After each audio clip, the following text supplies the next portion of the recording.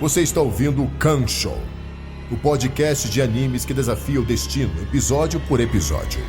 Coloque seus fones de ouvido e embarque nessa jornada.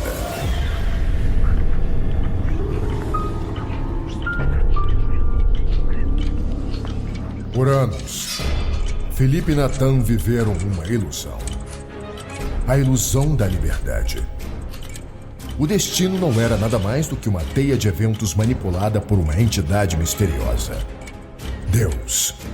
Mas agora, com poderes recém-descobertos, os Stands, eles terão a capacidade de enfrentá-lo e encerrar esse ciclo cruel de uma vez por todas. A batalha final se aproxima, nessa temporada de JoJo's Bizarre Adventure.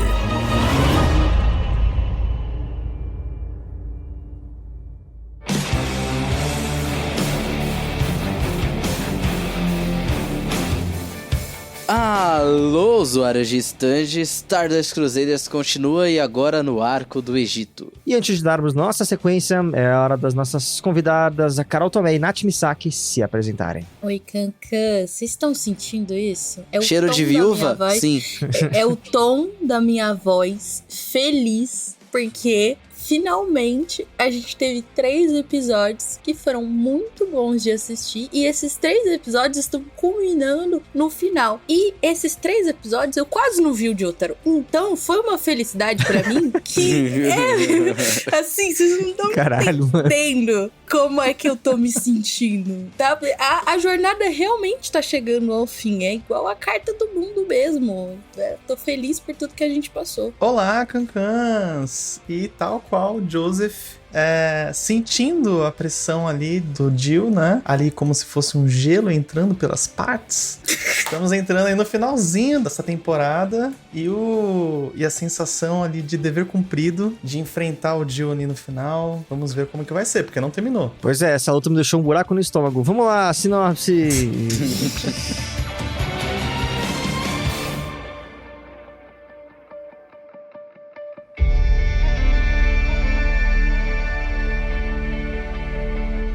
Episódio 24, O Mundo de Dio, hora da batalha final. Kakyoin se sacrifica para descobrir o segredo do stand de Dio, o mundo. Jotaro usará tudo de si para vencer seu inimigo centenário. A respirada do Natan. Carol, vai. Essa suspirada. Você tá de luto, aí foram lá e chutaram o seu cachorro, né? E aí, enfim. Ai, gente, assim, sinceramente, eu acho que o Araki, ele já fez tudo que ele podia fazer nessa temporada, dentro dessa construção, com esses personagens, com tudo que ia acontecer. Então, eu tô igual aquele meme do Chico Bento, quando alguma coisa acontece, eu fico, é normal, é só normal. Tudo normal. O Araki, tudo normal. O Araki já fez. Me apego a um personagem, gosto muito dele. O Araki faz o que? Mata ele. Aí a gente tá cansado de carta. Araki vai e traz uma carta de novo. Gato, aparece um gato, Araki. Faz o que? Mato. Mato Violência o gato. Né? Alguém manda, sei lá, o Ibama investigar a casa dele. Eu tô com medo agora. Sabe, é como se tivesse... Deve ter isso na internet, com certeza, mas é um bingo do Araki, né? O que tem nas obras do Araki? Aí, com certeza, o bingo. Teve animal morrendo, teve personagem que a gente se apegou morrendo, parceiro, só né? Tem, Jojo né? Bro. Só tem um personagem que a gente se apega morrendo. Sabe, essas coisas tem loira, tudo isso tem no bingo do Araki, né? Eu confesso que quando eu vi o nome dos episódios, o mundo de Dio, eu não associei automaticamente a carta do mundo, eu acho que porque eu esqueci exatamente que era a carta dele mesmo, já sabendo disso. Quando eu vi o mundo de Dio, eu fiquei pensando que a gente ia pra uma dimensão mesmo. Eu fiquei tipo, nossa, será que o Dio vai construir o mundo dentro de uma dimensão? Porque eu pensei que poderia ser algo dessa forma. E não foi, mas... tipo, foi mais interessante ainda. Eu acho que o Dio, ele é aquele tipo de vilão que tem um background, uma construção tão boa que você adora odiar ele. Então, tipo, só a presença dele e a forma com que ele age, as coisas que ele faz, deixa o episódio em si mais interessante. Mesmo que, tipo, sei lá, do nada, a gente tá assistindo o episódio e aí corta pra história de vida de um cara aleatório, senador, não sei o que lá. Mano, velho. Tipo... Tipo, Eu sou campeão de luta greco-romana. Fui orador da minha escola. Senador, Aqui, blá, né? blá, blá. Foda-se. Exatamente, você fica foda-se. Só como o Jill tá tão imponente ali do lado do cara, você sente essa sensação de que assim como você, tipo, fica foda-se pra história, o Jill é foda-se pra todos os humanos. Ele Porque, literalmente tipo, manda o stand Racionais MCs. Pega todos os seus artigos importados, teu currículo no crime e limpa o rabo, porra. Caralho. Caralho, viu? Mas exatamente isso. E aí você vê, tipo, o desprezo dele pela humanidade, e, tipo, a soberba dele, o orgulho, você vê toda essa construção. O Jill, ele é um personagem muito conciso nesse sentido de que ele não titubeia nas habilidades dele. Tanto que quando ele percebe que ele tá perdendo pro Jotaro, ele fala, mano, eu sou o Ser Supremo, eu sou o Jill, como é que eu tô perdendo? Porque, tipo, ele nunca foge dessa arrogância dele, né? Ele não é um personagem que se balança dessa forma. E eu acho que é uma narrativa muito interessante e é muito legal de ver. Confesso que eu sinto que o Jotaro conseguiu fazer as coisas muito rápido. Claro que a gente ainda tem um episódio e a gente não viu 100% da luta final, né? Porque como o Jill consegue fugir no final, então provavelmente eles ainda vão lutar de novo. Só que eu acho que foi gasto vários episódios pra tentar descobrir qual que é o poder do Jill, como é que ele funciona e tudo mais, com outros personagens. A gente teve o sacrifício do Kakyoin, a gente teve a morte do Joseph, mas eu não sei se o Joseph tá morto ou não de verdade. Então, tipo... Porque o Kakyoin, o narrador falou morto, mas o Joseph não falou. Então eu fiquei... Se o narrador não avisou, não morreu. Você tem plaquinha. É a mesma coisa com o Ávido. Tem que ter plaquinha, porque tem placa, tem história. Exato.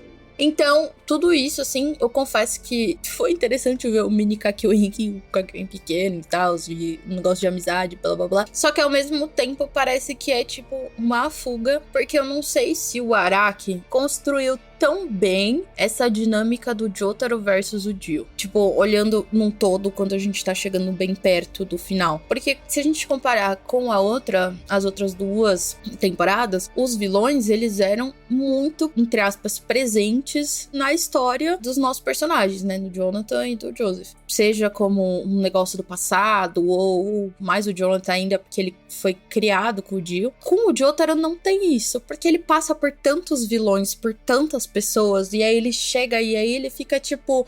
eu só quero meter a porrada no Jill, sabe? Eu sinto que não tem tanto essa conexão de tipo, você é o demônio do meu passado, eu tenho que acabar com a linhagem Joestar. Tanto que a luta deles também não se desenvolve muito, tipo, beleza, o Star Platinum é parecido com o mundo, então deve ter alguma coisa ali correlacionada. Mas eu não senti muito, sabe? Isso, tipo, são episódios bem construídos, tipo, a luta é legal, o poder é legal, a forma como o Kakyoin descobre as coisas, tudo ali tipo, gostoso de ver. Mas narrativamente falando, eu não acho que tem esse apelo de vilão versus protagonista, assim. Concordo com você, Carol, porque no fim das contas, o Jill, ele é muito foda, o stand dele é muito foda, e ao longo da temporada toda foi construído essa imagem de que o Jill é um deus, o Jill é adorado pelos seguidores dele, mas não ficou muito claro o quanto que talvez o Jill tenha feito o Jotaro sofrer, né? Porque assim, a única coisa que o Jotaro tem de perspectiva de que o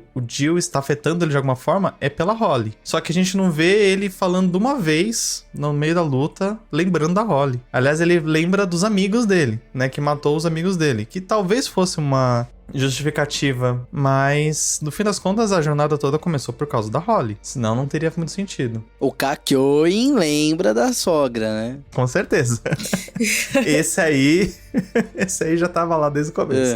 Mas é uma coisa que é bem interessante de ver ali a construção da luta, porque no fim das contas é o que te empolga. Ao longo desses episódios todos, você fala, caramba, não tem como enfrentar o Jill, porque até você descobrir até a origem do poder, você fala assim, o que tá acontecendo? E é muito bom mesmo na forma, assim, no script da história, né, no storyboard, de certa forma, que você fica assim, caramba, a gente mesmo como espectador não sabe, não consegue pensar em qual é o tipo de poder que ele tem, até de fato o Kakyoin conseguir revelar pra gente, né? Então, isso traz também um pouco mais de conexão com o sacrifício do Kakyoin, porque o Kakyoin também tá falando pra gente, né? Não tá só falando pro Joseph o que é o poder do Jill, né? Jotaro! Para trás! Você não pode se aproximar de mim! Jotaro, você chegou em boa hora. O único problema é que está fora do meu raio de alcance. Por isso eu vou começar com o velho Joseph. Jotaro! O segredo do stand dele, o mundo, é o tempo. O stand dele consegue parar o mundo! Mas, assim, foram muito bons episódios. Eu fico feliz que não virou Polnareff Bizarre Adventures. Inclusive, Quase. 3 episódios, quando ele aparece assim, o Dio, Tá. o Zawardo, foda-se. Não, mas ele foi o que chegou mais perto, né? De quase conseguir matar o Dio até agora. Ele é foda, mano. E é isso. E eu confesso que eu tava vendo o Jotaro lutar, porque eu já sabia o que aconteceu com o Kakyoin, já sabia o que aconteceu com o Joseph. Né? Eu tava me perguntando onde é que tava o Polnareff, porque aquilo, como a Nath falou, né? Das motivações. Enquanto, tipo, motivação pra derrotar o Dio, as motivações do Polnareff, elas parecem muito mais evidentes e elas são muito mais latentes. O personagem chama muito mais atenção do que o próprio Jotaro. Eu entendo a construção do Jotaro, né? Dele ser recluso, dele só, tipo, querer dar porrada e tal. Mas não é como se ele tivesse uma conexão real com aquele inimigo. Enquanto o Polnareff tem toda uma história, todo um background, também tem a questão dos amigos e traz. Só que quando ele, tipo, ele não tava aparecendo, eu falei, nossa, onde é que ele tava? Aí ele aparece, ele quase consegue dele. Aí o Dio, por poucos milímetros, ele não pega o meu cérebro e me mata, não sei o que, não sei o que. Eu falei, nossa, imagina o Polnareff herói da história. Acabou aí. Inclusive, no começo desses 3 episódios, né, existe toda uma construção ali do Polnareff, né? Porque ele é o primeiro que encontra o Dio no pé da escada, que aí rola aquela cena bizarra do Dio simplesmente parando o tempo pra descer o Polnareff. Descer é o que todo mundo fala, cara. Ele desce, eu vou descer esse filho da puta 2 degraus aqui, volta. Ah, então Então, você só quer vou te voltar a me convencer. servir? Do nada, mano. Mas eu tenho certeza que eu subi. Você tem certeza que você subiu? O Não, e aí medo do tá fazendo nada, você tipo, pra um fora? trono do lado assim, tá ligado? E aí que Sim, tá a cadeira uma do das nada. dicas. No topo da escada, tipo, um Ele botou a trono. cadeira ali do nada. Mano, teve também depois a morte daquele zumpiro aleatório lá, só, tipo, no caixão. É. Um Sim. negócio assim, tipo... Não, e aí que tá uma das dicas de que o Star Platinum é parecido com o mundo, porque é tipo quando o Jotaro fica sacaneando o Darby, pô. Quando? Como assim? Pô, e esse drink aí? Quando é que você trouxe esse drink? E esse cigarro? Quando é que você pode acendeu crer. esse cigarro? Inclusive, falando nisso, eu tenho uma teoria de que o Jotaro já tinha noção de que ele podia fazer uma coisa similar em relação a parar o tempo, porque quando ele fala pro Dio, né, nossa, nosso stand é do mesmo tipo, ele não tá falando só de poder, alcance, ele tá falando dessa habilidade de poder manipular o tempo. Tem alguns elementos visuais que são usados na hora que o Star Platinum aparece em alguns momentos do resto do arco, que meio que parece, assim, que ele tá manipulando o espaço-tempo ali perto dele. Por exemplo, um dos efeitos que eu mais gosto é na luta contra o Gabi, no começo da parte do Egito, que ele aparece atrás do Endu, ele vai dar o golpe, o Endu, ele é rápido, a gente sabe que a água dele é muito rápida. E aí, se você vê bem devagarinho, o Star Platinum parece que ele tá num redemoinho, ele estica, ele vai mais rápido do que parece e acerta o Endu, como se ele tivesse parado ou esticado o tempo por uma fração de segundos, como se talvez o Star Platinum estivesse começando a acordar o poder de manipular o tempo. E eu acho que o Jotaro meio que percebeu isso e só não falou nada, e aí revelou, e aí ele meio que conseguiu começar a blefar que ele não conseguia se mexer, mas conseguia se mexer. E eu acho isso interessante, eu gosto dessa ambiguidade que fica, eu não faço questão de ter uma resposta. Não, e ele aprendeu a voar também, né? O Dio mostrou pra ele como é que véi, voa não, e aí do foda-se. nada ele isso voa é muito também. bizarro. Só na porradinha e os dois. Não, e ele voa primeiro que Começou o Dio a- até. Mano, ele Ele voa voa primeiro. E aí, tipo, e aí você fica, quando que ele aprendeu a voar? Que ele nunca usou esse negócio antes. Primeiro parece que eles estão voando porque os socos estão dando muito impacto, então, tipo, tá coisa... Mas não, eles saem voando pela cidade, tipo, super-herói, assim. É até esquisito ver o Jotaro em posição de super-homem, assim. Não, e o Jotaro, ele é tipo assim, né? O Joseph quase morrendo, assim, falando, não se aproxima dele. O Jotaro, eu vou dar 10 passos e colar nesse É maluco. exatamente o que eu estarei fazendo, obrigado. A Inhababa, quando ela tá treinando o Dio no Zawarudo, né? Ela comenta com ele, fala assim, olha, você tem que acreditar que você consegue parar o tempo. Faz o Então urro! talvez... Faz o urro! Tira do teu coração! Fala que você consegue sim, porra! Então talvez, assim, o próprio Jotaro, né? Por saber, né, que o poder do Dio é parar o tempo e perceber que o stand do Dio é parecido ou é igual, do mesmo tipo que o dele, ele falou assim, então eu também sei parar o tempo. Acabou meio que trazendo essa percepção de que ele também Ele pode. blefou o próprio stand, como ele gosta de fazer. Acreditou e foi, né? Mas Tipo, será que é parecido também exatamente por causa do corpo do Jonah? Porque aparentemente a família Joestar, todos os stands têm conexão com o outro, né? Porque a gente vê que tem uma conexão do stand da Holly com o do Joseph, por exemplo, né? Então talvez possa ser uma conexão do corpo, porque essa é uma pergunta que a gente nunca vai ter resposta, mas que a gente fica divagando aqui, né? Tipo, quais que são os efeitos reais do corpo e quais que são os efeitos do Dio? O que ele faz? Até porque, tipo, por exemplo, isso é uma discussão bem mais profunda e tal. Mas, de acordo com histórias, vampiros não têm alma. E se o stand é a manifestação da alma, como é que o Dio, que é um vampiro, poderia manifestar o poder dessa forma? E ele manifesta os dois tipos de stand, na verdade. Ele mostra, usando tanto os espinhos e rosas, tanto o mundo que é meio um Star Platinum. Tem a teoria maluca também, tipo, o profundo abismo do iceberg de Jojo, que é o Star Platinum, é o espírito do Jonathan, tá ligado? E aí o mundo seria, tipo, corpo, que aí é, tipo... Poderia ser, tipo, o Star Platinum é o espírito, aí o mundo é, tipo, corpo e matéria. E aí, se imagina os dois fundidos, ia ser, tipo, um poder do caralho. Excelência, eu encerro meu caso. A testemunha já deu a prova que eu precisava. Dialética, o bem e o mal, duas antíteses em conflito, entendeu? É o que Jojo sempre foi sobre isso. E eles falam isso com todas as palavras, que Dio é a escuridão e os Joestars são a luz. O Polnareff fala isso. E eu acho interessante que essa dicotomia não é só do lado dos Joestars, né? Que tem essa conexão com o Dio, mas o contrário também. Então, tanto que o Dio, ele... de tudo, o que ele mais tem medo são dos Joestars. Tanto que ele tem muito, muito cuidado pra enfrentar tanto o Joseph quanto pra enfrentar o Jotaro, né? Então tem aquela cena ali que na hora que ele vai socar o Jonathan, ele fala assim, não, pera aí, você vai ter feito alguma coisa. Ele falou, você deve ter colocado o Ramon aí, se eu encostar em você, e aí ele, eu coloquei Ramon aqui e tal. Inclusive é engraçado, né? O Joseph e o Jotaro tiveram a mesma ideia de esconder coisa debaixo da roupa, só que um foi Ramon e o outro foi revista. A gente descobriu que, inclusive, aqueles peitoral, o peitoral do Jotaro é tudo revistinha.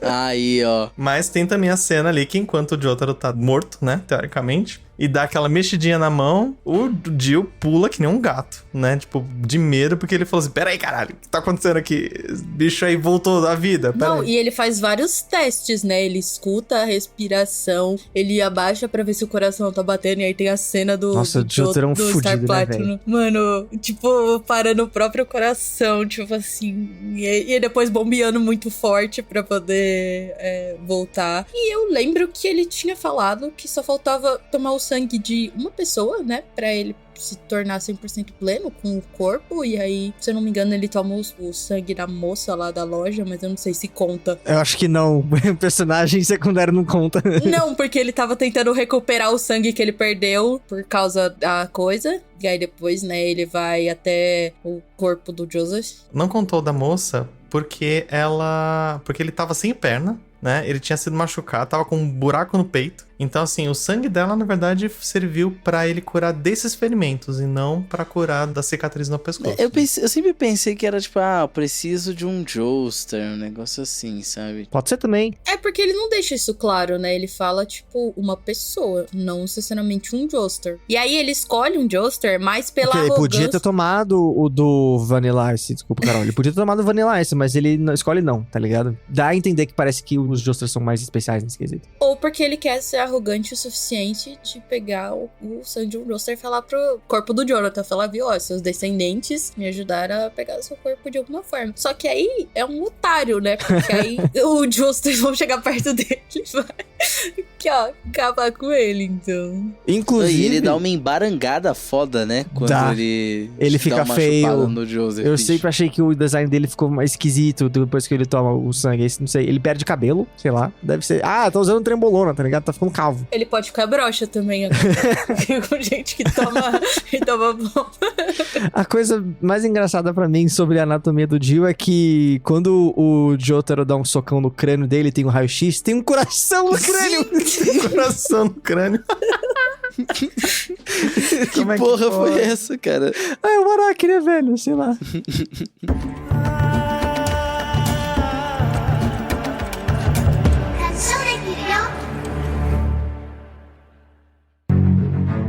Quer se divertir divertir num programa no melhor estilo game show japonês? Então vem para o J-Desafio! Teste os seus conhecimentos sobre anime ou tokusatsu no Super Quiz Mix. Veja se você tem o ouvido apurado no nosso desafio musical maluco. Nani? Solte a sua voz no Quem Sabe Canta, Quem Não Sabe Arranha. Minami no shima wa atake, paina pora pora, atama poka poka, arrobaca. Venham relembrar aquela cena marcante de um anime ou tokusatsu no qual quem como. Nós estamos em todas as plataformas de podcast. É só digitar J Safio. Vem se divertir com a gente no J-Desafio!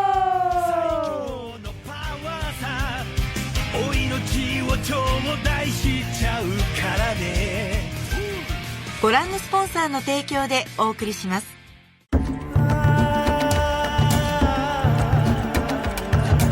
発症できるよ。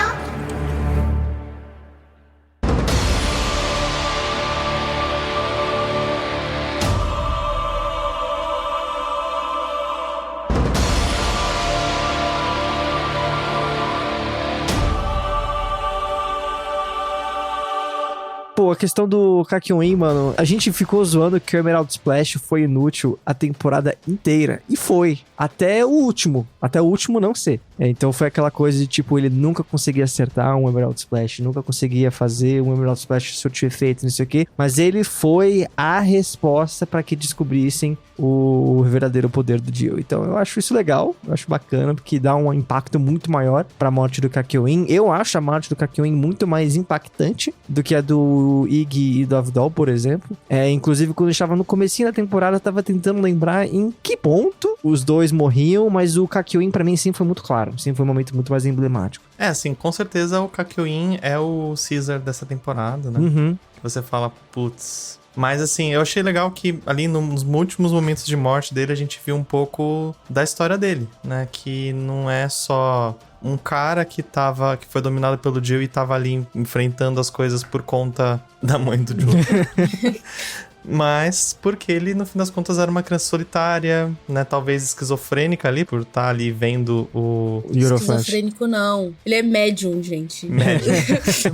Então, tipo, e por causa disso ele acabava sendo uma criança solitária, isolada, né? Então, o motivo, na verdade, real pra ele estar nessa jornada era porque ele encontrou amigos. Encontrou uma família. E aí, encontrou uma família, né? Amigos que o entendiam e que conseguiam partilhar da experiência dele. E amigos que acabaram morrendo, né? Então, por isso mesmo que ele também se sacrificou pra ajudar esses amigos, né? Eu queria lançar uma pergunta que eu acho que não é nem um pouco trivial. Como caralhos se conta o tempo corrido no tempo parado? Feeling. Uai.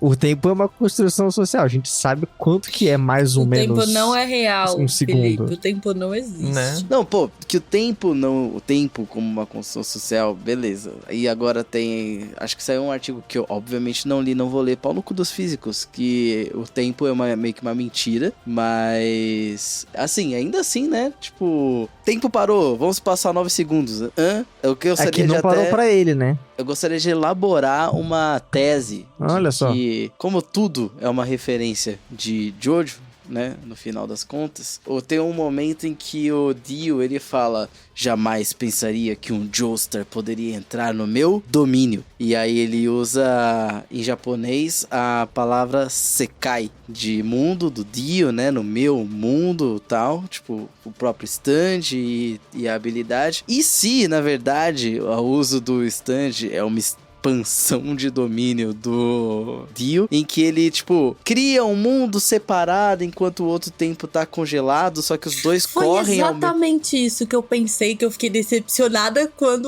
eu li o mundo de Dio, e não era exatamente isso, porque na minha cabeça ele ia usar o mundo pra criar um mundo onde ele é o ser supremo e ele pode usar essa habilidade. E talvez isso seja o que você está falando, só que aí nesse mundo que ele tem essa habilidade, a habilidade no caso é parar o tempo, que é um mundo separado do mundo normal. Com capacidade de intervir no normal.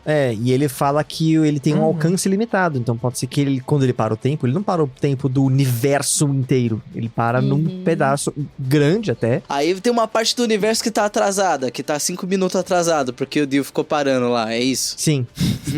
Mas eu acho que dá pra explicar essa questão da relação do tempo dentro do tempo parado pela situação de, tipo, a percepção do Dio, né? Tipo, simplesmente ele olha e fala assim, ok, eu consigo ver o tempo parado por 1 segundo. Entendeu? Da percepção dele que o tempo continuou correndo. Só que, assim, é óbvio que 1 segundo no anime não é 1 segundo da gente aqui que tá assistindo, porque, né? Porque dá na verdade, pra ele são 5 descer segundos e passa, tipo, 30 segundos, sei lá. Até porque as outras coisas continuam ao redor, né? Tanto que ele pode fazer modificações. Assim que ele se mexe, que ele vira o Polnareff, que acontece aquela cena grotesca do gato estraçalhado e as pessoas lá, não sei o quê. Ou ele joga todas as sacas. Então, tipo, ele consegue mexer ao redor, né, em teoria. É como se, tipo, igual o Felipe falou, é como se fosse uma separação, né? E aí a gente tem esse mundo que é o mundo do Dio, que é como se fosse um mundo, sei lá, negativo. E aí o Dio tem acesso a esses 2 mundos e ele consegue movimentar um. Então o tempo, na verdade, está correndo, mas pra ele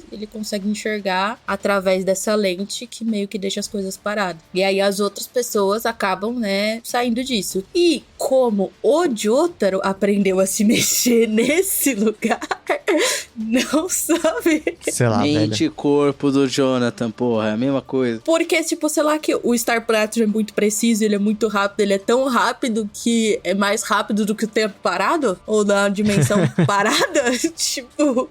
Então, mas assim, se você perceber, quando o Dio aciona, digamos assim, né, o Zawardo, meio que tem uma aura em volta do Dio que o tempo continua correndo. Tanto que quando joga a faca ela sai até um certo ponto que aí para. Então, ou seja, tem uma aura em volta do Dio que o tempo corre. E quando ele soca o Kakyoin, você vê que, por exemplo, se fosse realmente só o tempo parado, se o tempo ficasse parado, não teria explodido sangue atrás do Kakyoin. Teria só feito buraco e depois que ele voltasse o sangue, teria explodido o sangue atrás. Então, assim, aquele soco tinha uma aurinha ali de tempo correndo. Isso seria uma técnica Jujutsu muito foda, talvez parecida um pouquinho com a do Gojo, que, tipo, imagina assim, tem um espaço de 2 metros, ou sei lá, 30 centímetros, foda-se, ao redor do Dio, em que no normal o tempo tá parado desse espaço até o centro do Dio, mas ele pode inverter essa técnica e aí, tipo, no mundo para e esse espaço de 2 metros, 30 centímetros, sei lá, o tempo corre, sabe? Seria uma habilidade bem... mas faz sentido. Ou, tipo, o tempo passa muito, muito, muito devagar, porque tem essa questão de, tipo, movimentação e pressão, e aí pode ser que, tipo, esteja tão devagar, que aí, quando ele volta pro tempo normal, dá a pressão de verdade. E eu fiquei me perguntando também o que acontece com o próprio stand dele, né? Porque na primeira cena que a gente vê com a Inhababa, a gente vê o stand se manifestando, e aí ele pega a bala, né? E aí ele percebe que ele consegue parar o tempo. Só que depois a gente tipo, só vê o Dio fazendo coisas, né? Então, tipo, o Dio batendo, o Dio jogando faca, o Dio fazendo coisas assim. Dá pra ter uma ideia, assim, de que o próprio Dio, né, como ele falou também, que ele vai treinar, né, ele quer treinar mais, né, pra poder durar mais tempo, ele também não sabe tudo que o stand dele faz, tipo, quais que são as possibilidades, as potencialidades, com certeza, como que ele ataca, o tempo que ele fica, e aí eu fico pensando, tipo, se ele tivesse tempo, né, o que o stand dele conseguiria fazer? Será que o stand dele conseguiria parar o planeta, tipo, ser forte o suficiente pra fazer com que a Terra toda parasse? É o que ele quer fazer, né? No fim das contas, ele quer ali parar por mais tempo e ele quer parar uma porção maior. Então, realmente, assim, o que ele afeta ali é 10 metros e acabou. Será que ele quer parar o mundo pra nunca amanhecer? Caralho, faz sentido. Ele nunca amanhece, porque ele é interessante. Porque ele pode viver sempre, pra sempre, tipo, sem impedimento do sol. Mas só em uma metade do mundo, né? Porque a outra, quando se ele parar o tempo parar... e aí ele virar, aí ele ficar parando, sei lá. Ele não precisa de nada disso, gente, porque vocês já viram como que ele desfila no começo dos 3 episódios? Ele pousa ali na rua do Cairo com a capa vermelha, ele não tá andando, ele tá desfilando, ele tem ginga ali, tá ligado? Tipo, fizeram questão dele animar o catwalk dele. Dá até pra você colocar um Bee Gees assim no fundo. ele não tá exatamente usando uma calça, né? Ele tá usando, na verdade, um colã, que é um short, e aí ele tá usando, tipo, uma cobertura por cima do negócio, que fica com a parte da virilha dele numa forma bem, tipo, parecendo bailarino, né? Mas é o estilo dele, assim. Cheio de corações também, tipo... Inclusive, o cinto do... O mundo tem 2, tá? São 2 corações. Tipo, como se fossem 2 cintos. Enfim, eu não vou perguntar o que vai ter debaixo daquela calça, mas não vale a pena perguntar isso hoje, então... Estou cercado. Isso mesmo.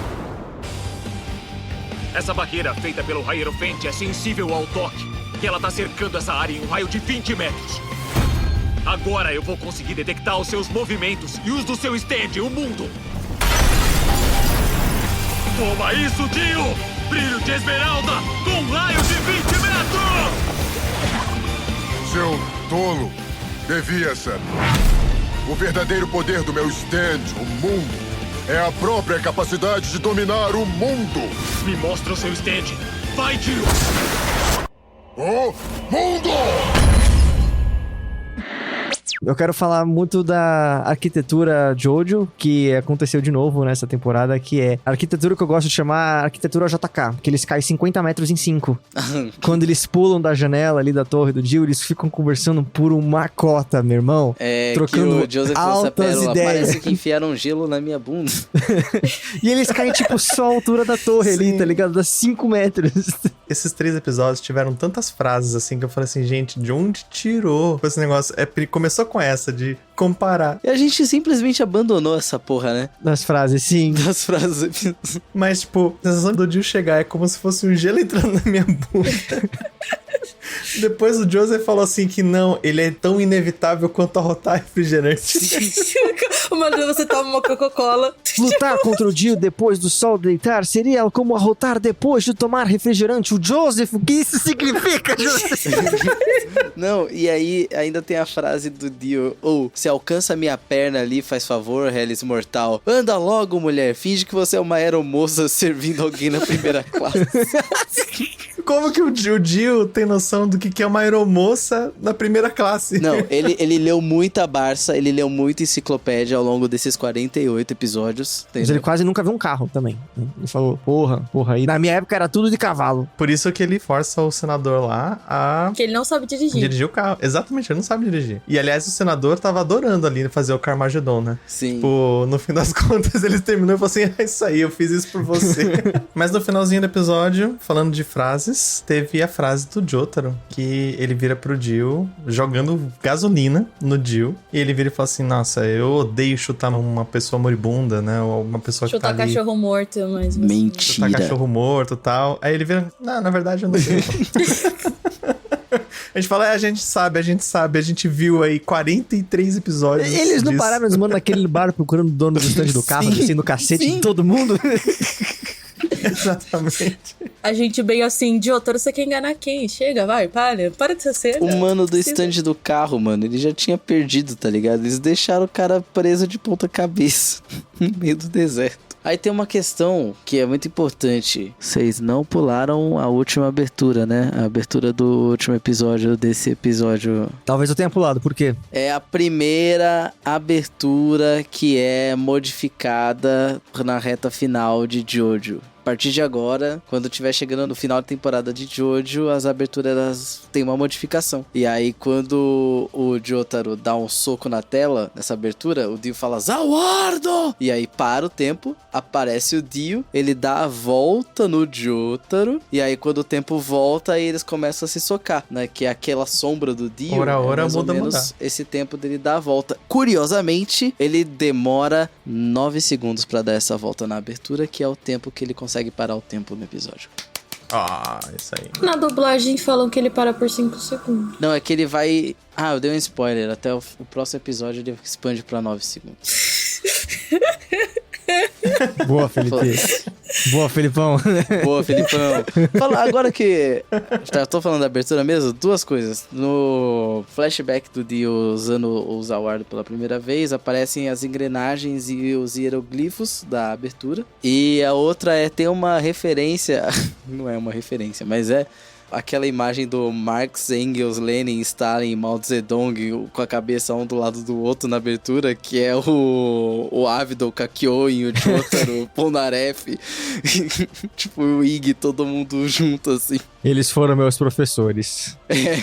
Tem uma coisa muito legal que, inclusive, eu queria voltar nessa questão que a Carol falou da parada de não ter uma conexão muito grande do Dio ser um vilão para o Jotaro, mas tem pros outros, que é quando o Joseph fala que ele vai levar o corpo de volta do Dio para a Irina. Aquela véia caipira. Ele quer fazer uma reparação, né? Porque ela foi a última pessoa que foi diretamente afetada pelo Dio, né? Que esteve ali no meio do conflito, no navio pegando fogo, caralho, ela tava em cima do caixão dele, sabe? Então, não sei, eu gosto desses momentos em que eles mostram que sabem o que aconteceu na família, demonstram esse respeito e tudo mais. E pra mim, eu concordo totalmente, que parece que o Jotaro, ele fica muito deslocado nessa questão e fala, eu só vou descer o cacete e voltar pra casa, e é nóis. A gente vai descobrir que talvez o Jotaro... ele só foi capturado aí pelo Joseph pra fazer essa vingança familiar, né? Assim, acho que é interessante também dessa parte da Irina é que, na verdade, ele vai basicamente fazer, né, enterrar o Joseph junto com a Irina, porque a Irina sem a cabeça. já tá, né? Enterrar o corpo do Dio só sem a cabeça. Então, porque acho que tem essa questão de meio que manter os dois ali juntos, né? Dado que talvez a Irina seja a única mulher que ele respeite. Aliás, será que enterraram a Irina só com o crânio do Jonathan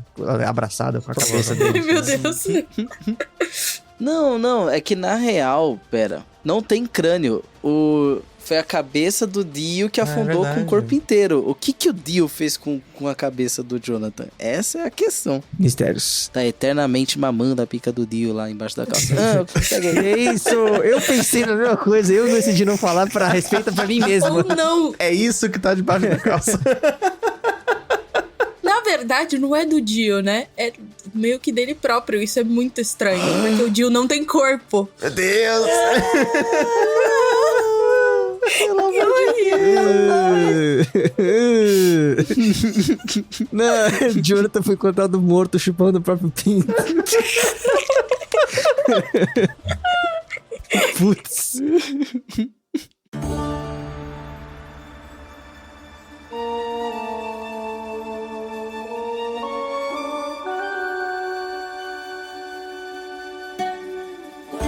É hora do momento em que todos estávamos esperando. Uma das cartas mais aguardadas aí da temporada. Carol, fale-nos mais sobre a carta O Mundo.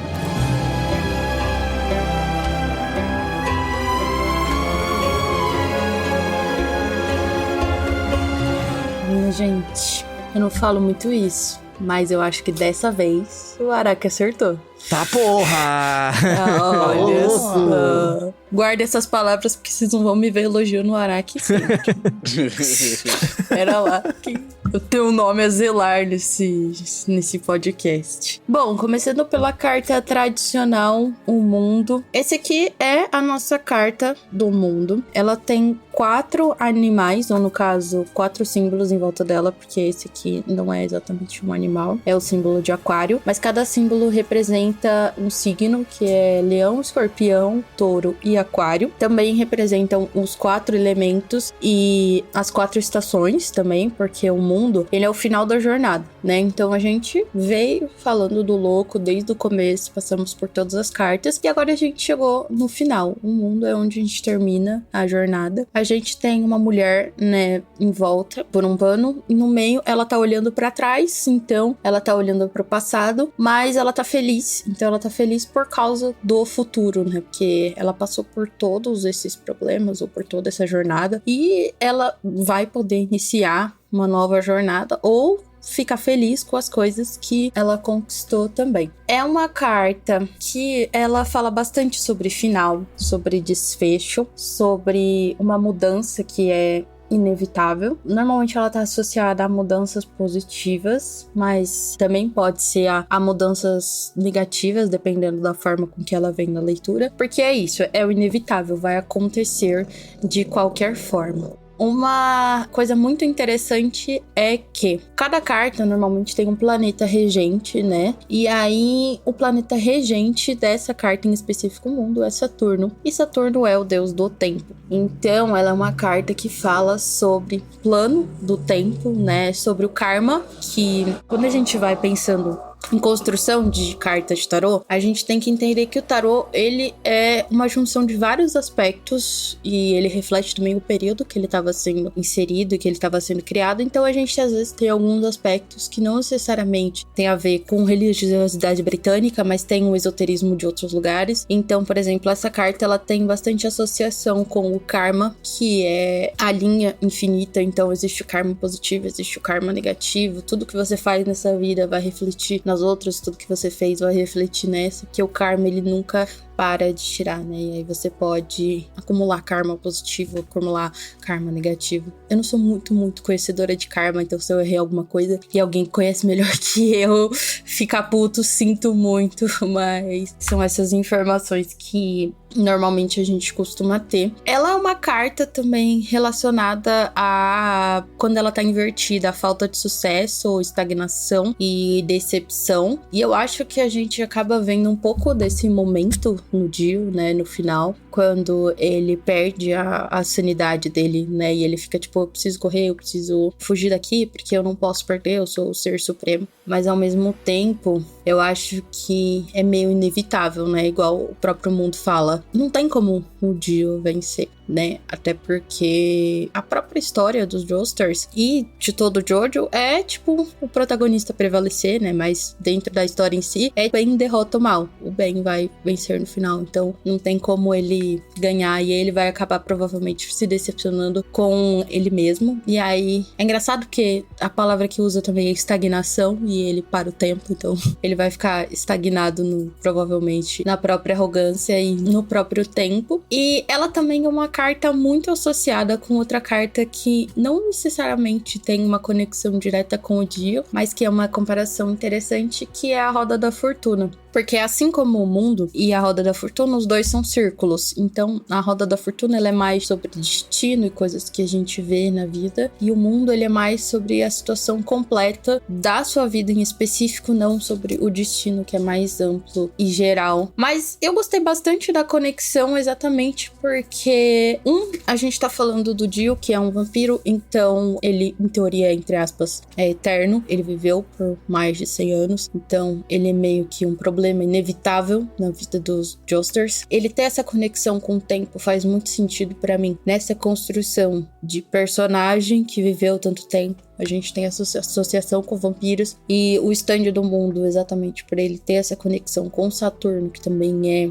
o planeta e o deus referente ao tempo. Então eu acho que dessa vez o Araki ele se dedicou um pouco, não só jogou vilões aleatórios. Ele tipo olhou para aquela carta, pensou como é que seria a melhor aplicação dela para aquele personagem e aplicou isso com alguns detalhes que são bem interessantes. E aí essa aqui é a carta do próprio tarô. Ele também tem os 4 elementos que eu tinha falado, né, que são os signos. Eu só não sei porque a Lucky Land decidiu transformar o touro em outro animal, que eu não sei exatamente. Que animal você acha que é isso aqui, Nathan? Não sei exatamente. Um cervídeo, tipo... É, tipo, sei lá, um antílope, talvez.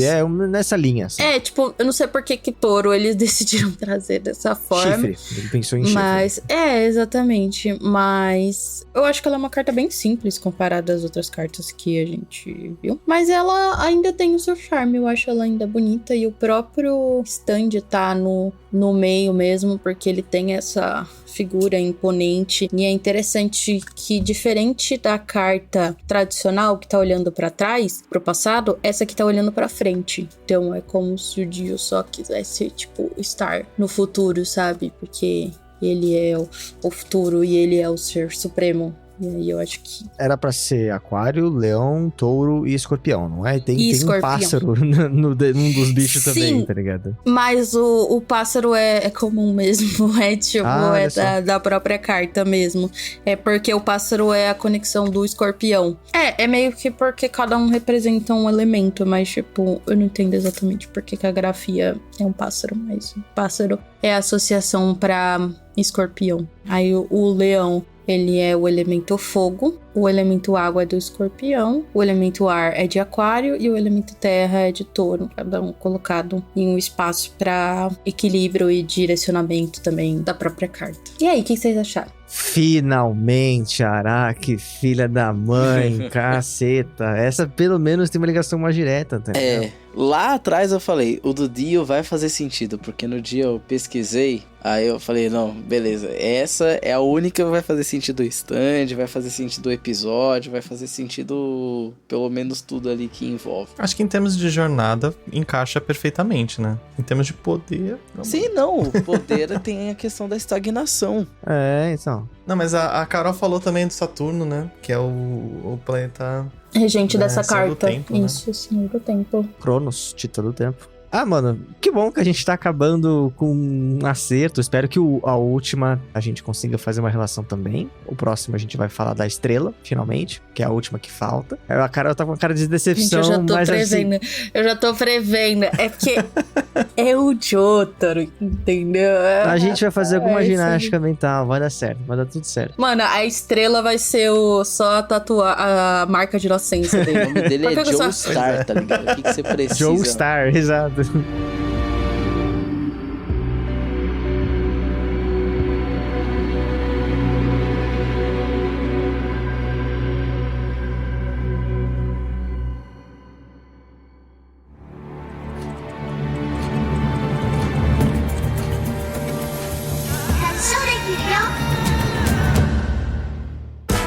Muito bem, senhoras e senhores, não temos tempo a perder, pois...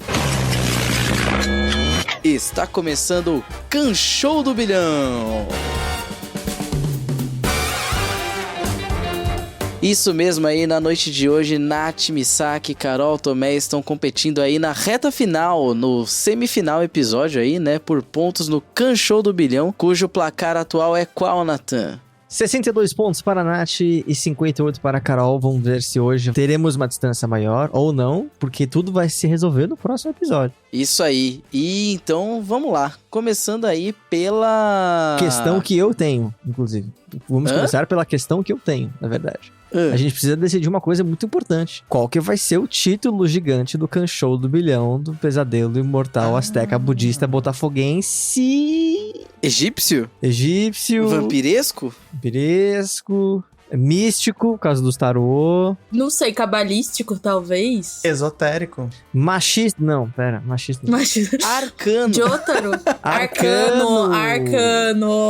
Decidido então o nome do próximo Kanshou do Bilhão, que será o episódio especial dessa temporada, que será, em final de contas, o Kanshou do Bilhão do Pesadelo Imortal Azteca Budista Botafoguense Arcano. Então vamos lá, né? Escolhendo stands aí. Então quem tá atrás é você. Carol, escolha seu stand de hoje. É o Chan. É o Chan, stand escolhido aí pela Carol. E agora você, Nath. Eu vou de Racionais MC.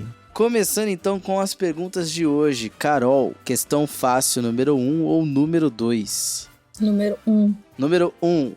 Quanto custa a calça de Jotaro de acordo com a legenda? Mas eu assisti dublado. Se fudeu. Alternativa A, 10 mil ienes. Alternativa B, 20 mil ienes. Ou alternativa C, 30 mil ienes. Eu vou falar uma coisa, dá pra responder. Mesmo sendo só o dublado, dá pra responder. É 20? 20 mil ienes, correta resposta!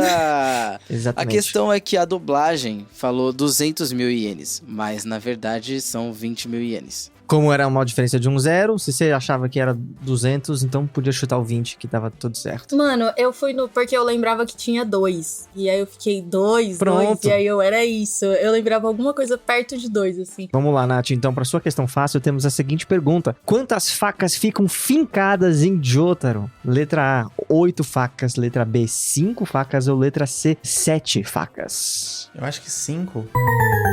Infelizmente, ele se fudeu mais. Resposta incorreta. A resposta correta são 8. 8. Uma delas na cabeça, mano. Uma delas na cabeça. Foram 6, praticamente aqui na parte superior do torso, e a última um pouco mais perto do baço, assim. Então, foi complicado. Mas ele tinha revistas pra protegê-lo. Nossa, bicho. Sim. Listas telefônicas. Não, tinha que ser um monte de lista telefônica mesmo. Não, porque... Um monte de Shonen Jump.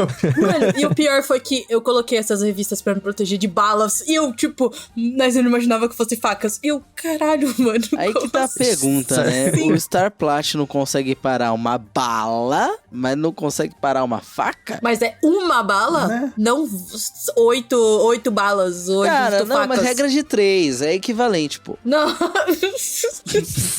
Veremos então aí, Carol, que você responderá na questão média valendo 2 pontos, 3 ou 4? 3. 3. O que tem desenhado no uniforme do pequeno Kakyoin? Alternativa A, cerejas. Alternativa B, o brasão da escola. Ou alternativa C, o nome do Kakyoin. O nome do Kakyoin? Não está correta a resposta. A alternativa correta é cerejas, né? Que depois ele leva aí no seu brinco. Sim, foi um detalhe adicionado pela produção do anime especificamente, que eles quiseram fazer esse momento um pouco mais memorável e adicionaram um detalhe das cerejas no uniforme do Kakyoin pra ter esse momento. Eles já tinham enfiado a faca. E aí eles queriam girar também, né? É complicado. Complicado isso aí. Vamos lá, Nath. Sua questão média vai dizer o seguinte. O Dio para o tempo ao lado de uma placa de limite de velocidade. Qual é o número que está escrito nessa placa? E isso acontece mais de uma vez, tá? Inclusive, é o mesmo número que aparece nas diferentes placas que aparecem. Letra A, 50. Letra B, 80. Ou letra C, 30. Letra C, 30? Correta resposta. 30 unidades de velocidade é o limite ali daquela rodovia em particular. Unidades de velocidade. Que eu não sei se é milhas ou quilômetros, tá ligado? Carol, pergunta difícil, valendo 3 pontos, 5 ou 6? 5. 5, então. Desde 1967, o Sistema Internacional de Medidas, falando nele, olha ele ali, usa qual elemento químico radioativo como base para calcular 1 segundo? Alternativa A, urânio. B, césio. Ou C, plutônio. Eu vou chutar A. A, urânio, que está incorreta, porque a alternativa correta é B, de Brasil. Orgulho Nacional, Césio. Orgulho Nacional.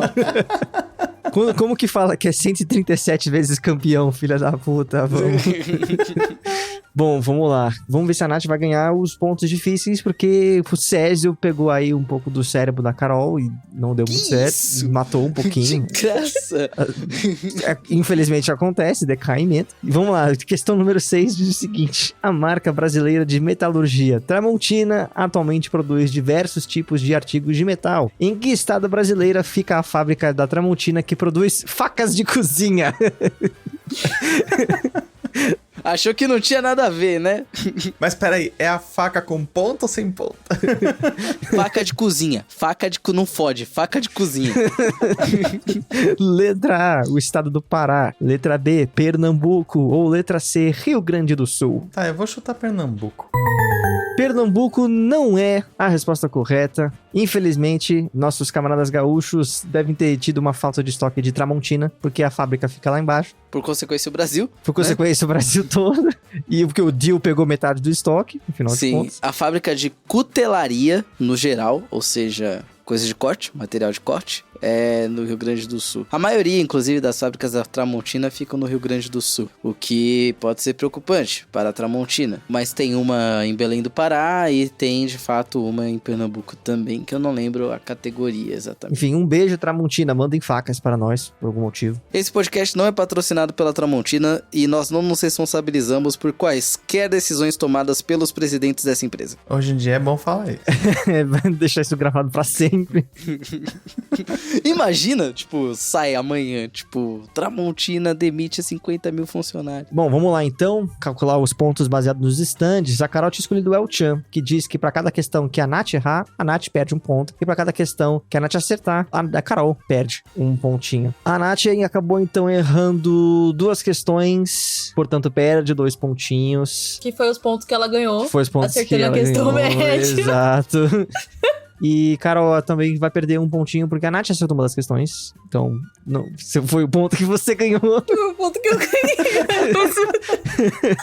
Equilíbrio, pô. Vida dá, vida tira. Só que a Nath tinha pego o Racionais MC, que diz que se você acertar a mesma quantidade de questões do seu oponente, dobre seus pontos ganhos. Senão, você perde 3 pontos. Mas acertaram a mesma quantidade de questões. Cada uma. Então, a Nath vai dobrar os seus pontos ganhos, que tinha sido 2. Mas é a questão, dobrou meus pontos depois que aplicou o stand da Carol ou antes? Assim, faz sentido aplicar essa diferença de dobro de pontos antes, porque senão você vai dobrar 0. Então. Afinal de contas, a matemática diz que multiplicação vem essa subtração e soma. Aí, ó. Genial. Cara, argumentos. Porra. Carol, você continua com 58 pontos. A Nath dá um estrupiço e cai com só mais 2 pontos, ficando com 64. A diferença aumentou. E aí, olha só, teremos um pouco de emoção na próxima edição do Kanshou do Bilhão.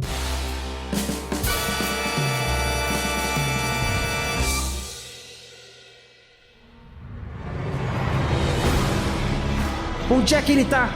Eu não consigo ver! Déjà vu, ataque!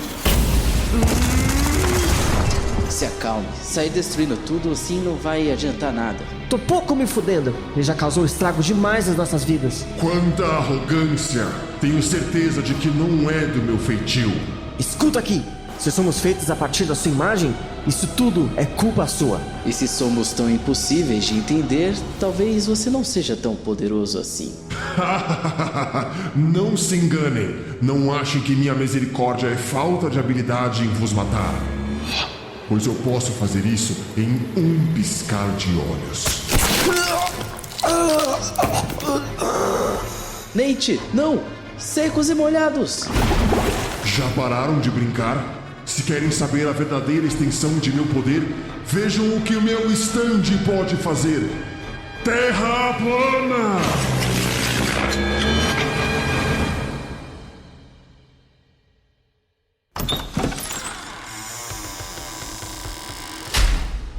Enfim, chegamos. Eu nem posso acreditar que depois de todos esses anos estamos aqui. É, mas fica ligado porque a batalha... Epa!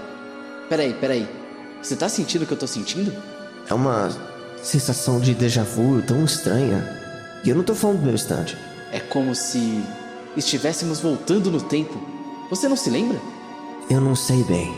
Como é que vamos enfrentar um stand que volta no tempo? Se com um piscar de olhos ele consegue nos matar, isso é praticamente impossível.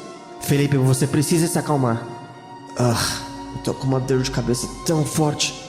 E eu sinto uma vontade de seguir o Kanshou nas redes sociais, em @Kanshou Podcast, no Instagram, Twitter e TikTok. Eu também vou apoiar essa jornada em apoia.se/Kanshou Podcast, com a quantia que couber no meu bolso. Não se esqueçam de assistir o último episódio de Jojo, pois nós estaremos lá.